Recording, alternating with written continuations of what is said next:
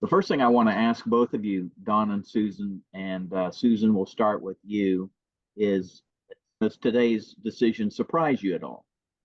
I'm a little surprised because the president had said that he wasn't going to get out. But I think yesterday really turned a corner on that decision. There were so many additional people that have, called for him to at least to step down and maybe resign. There's still see some calls for that, but I'm a little surprised by it, frankly. Don? So I think all of us have seen this momentum growing. If he'd asked me 3 weeks ago if he'd step down, I would say absolutely not. He's running, and even despite the debate performance, when I saw the interviews shortly after, and he's done well, I didn't think so. But I think, as Susan just mentioned, with the growing amount of politicians he respects coming to him and suggesting he step down, I have not heard anybody say that he should resign at this point. But so I'm not. I thought probably 72 hours ago this was going to happen. 3 weeks ago, I didn't think it was going to happen. This is correct, a historic moment. I don't remember this happening before. Well, outside of LBJ and in '68, which is the closest analogy. And Susan, I was a child. You were a little older than I was. But that's the closest analogy, and we've not seen an open convention since the reform in the '70s of the Democratic convention. And I don't know, Susan, when the Republicans maybe modified theirs or changed theirs to what you just participated. Been a long time, and it was the LBJ the last time this happened. And interestingly, the parallel is interesting because it was Chicago Convention in 1968, and it was a riot and a disaster. I hope the Democrats can not have that happen this time, but this is going to be really interesting. If they try to force Kamala Harris out as the nominee for president, it's going to get really, really interesting. Well, go ahead. I'm sorry. I was just going to ask another question, but feel free to continue the discussion because we are in historic times. You mentioned LBJ. '68 also was historic because we had 3 major candidates running that year. Because we also had George Wallace. That's right, and very contentious time. I'm not worried about the Democratic convention breaking out in '68 like riots. And again, candidly, if you look back at history, those riots, they were really free speech protests that the police overreacted in and became very abusive. And I know some of the lawyers, several of which have passed or new, that participated in the Chicago 8 trial, and that's a little different story. Obviously, the Republicans are worried about it at their convention. We have to be mindful of it. We've just had an assassination attempt on a presidential candidate. These are difficult times, but I'm confident that the Democratic Party will get their act together. We'll pick a nominee. It will likely be Harris, Vice President Harris. But I still wonder if there is a play in the works that Michelle Obama, who is the one candidate or potential candidate that beats Trump handily in every poll, whether or not the party compels her to, if nothing else, be another bridge to ensure that the Democrats continue to hold the White House. Well, that would be, if you remember back in our predictions for this year, I mentioned Michelle Obama as the potential to be the nominee for the Democrats because I didn't feel like Joe Biden would be. You could see what was happening to him. You have been able to see that for the last 2 or 3 years. I have to believe that Michelle Obama is happy with her life right now. She's got 3 or 4 houses. They've got a lot of money. They're having a good time. Why would you want to take this on? But I think the next 3-4 weeks is going to be really interesting to see the maneuvering that's going on behind the scenes. Will it be Kamala as their presidential nominee? Will they pick a moderate to be the VP nominee? Will they pick another liberal? What is going to happen? I think, Don, your party is very fractured right now. Ours is unified. even though it's with a candidate you may not necessarily like. The polls are in great shape for Republicans right now, and we came out of that convention in really good shape, in my opinion. But that's true of any convention. There's always a convention bump, both sides. And you're right, the Democrats have a lot of work to do between now and the convention. And I assure you, it is going on 24/7 behind the scenes. I've had several calls throughout the day, or messages or emails, and it's happening. And it was probably happening, last week. And so this isn't something that, President Biden woke up this morning and just decided he was going to do. They have been laying the groundwork for this over the last several days. I think the party will get it together. It will be interesting times. It will be open. I, like you, am interested in who the vice presidential candidate will be. I think it will be someone that I know who my pick is. You almost couldn't mold a better VP, but Senator Mark Kelly from Arizona, moderate, war veteran, astronaut, husband of Gabby Giffords, who was shot while a member of Congress and still suffers gravely from those wounds. He's stability, projects. I know she's talking about, if it's Kamala, that Andy Bashir's and a couple of other people, but boy, I sure like Mark Kelly because he does meet that moderate, strong stripe, and would be someone in 4 to 8 years that could also be considered a presidential candidate. Yeah, Well, let he's me been ask you mentioned as this. the presidential nominee as well by several people on the news today. And so his name has certainly been thrown out there. Yeah, let me ask you this. You've touched on that, but we'll get back to that in a second. Don, did this decision just have to be made if you're a Democrat? Was this just the best decision that had to be made today? I don't think so. I think that this may have calmed down. I hope that this wasn't a panic decision by the party elders.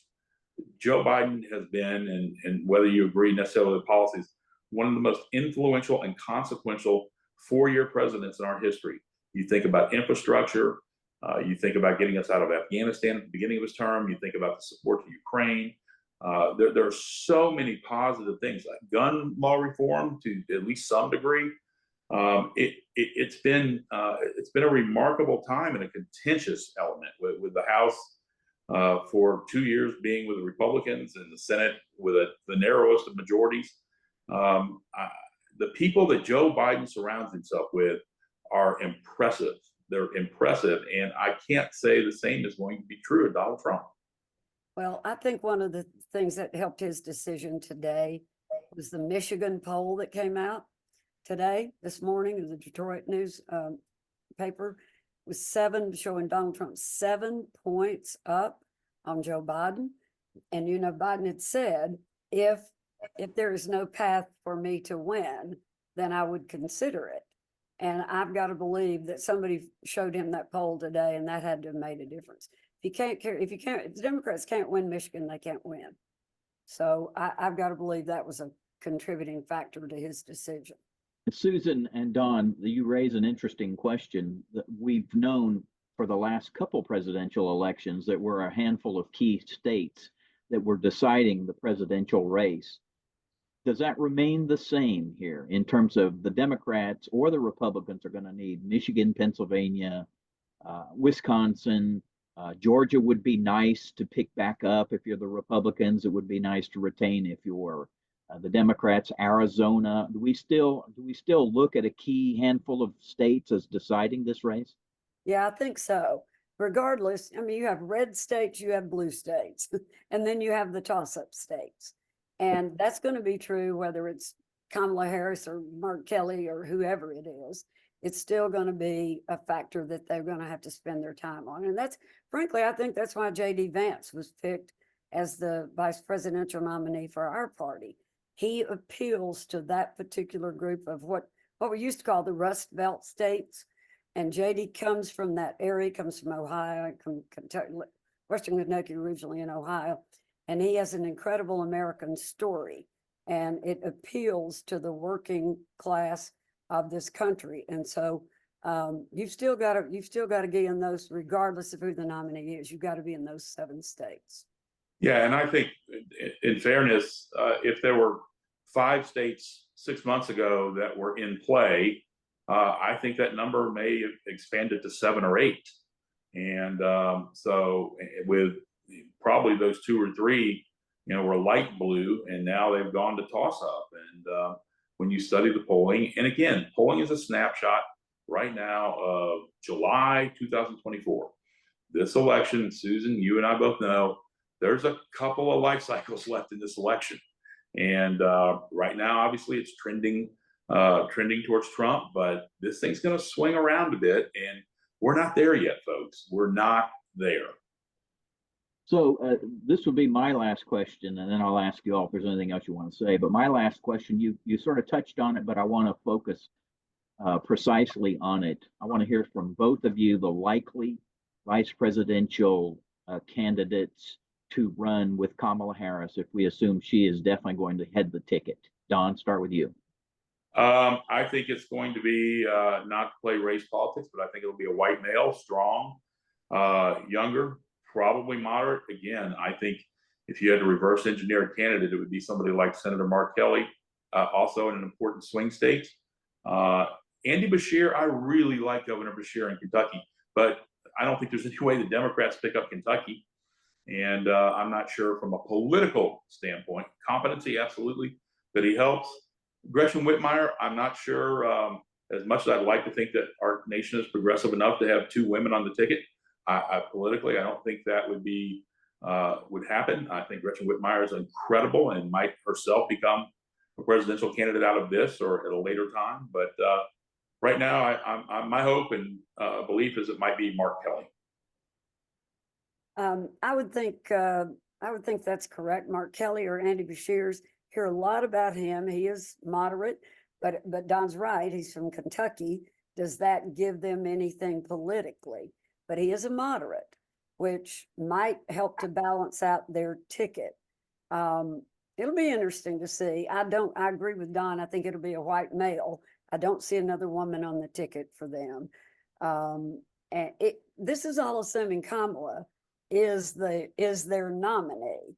Now, all of that could get blown up in the next couple of weeks, and they'll start all over. But if they do that, if they push her out, man, 1968 Chicago Convention will pale in comparison to the 2024 one. Yeah, 2 comments. I mean, I think the only person that they really could push her out for would be Michelle Obama.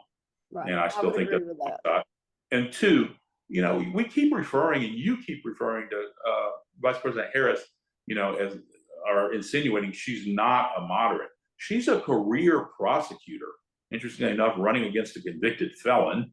So that's going to make for some good fodder. But she, despite being from California, she has not been a blazing AOC type liberal. And so she does obviously skew a little bit further left than say a Mark Kelly, but not much. So I think whatever the ticket's going to look like, it will be a bit more mainstream. All right. Anything else you all want to add? Feel free. I've asked the questions I wanted to ask you. No, can't think of anything. I just, I am really surprised by Biden throwing in the towel. I didn't expect him to. He's a stubborn man, but somebody has gotten to him. I mean, obviously a lot of people have gotten to him. I'm guessing Pelosi and some of the power brokers got to him, showed him some polling data that showed he could not beat Trump, and that impacted it had to have impacted his decision. Well, I'm sure that some of those folks that got to him, like Schumer and Pelosi, Adam Schiff, they also are showing them the effect that Biden may have had, and again, current July polls may have had on the down ballot races in the Senate and the House and governorship, and they're worried about their own survival and their party's own survival in each house. And we've already seen that if it's any candidate other than Biden, all of their numbers go up, and on the Democrat side. So we live in interesting. She's polling a little bit better than Biden was, but not significantly. Now that may change. But when she's the candidate, those senators and congressmen are polling much higher, significantly higher on the Democratic side than if Biden will remain the candidate. And that's part of the worry. And so, again, this is going to shake out a few ways. They always say that politics is only the only true adult sport, and we're about to see some good sport And it's a blood sport. on occasion. Guys, we appreciate you taking the time to speak with us. It's a shame we don't have an Inside Tennessee to talk about this, because that would be, it sort of cries out for it, but it is what it is. I would suspect we may visit you all again later this week, maybe after the president makes his speech, and certainly when things start to shape up as we get closer to the convention.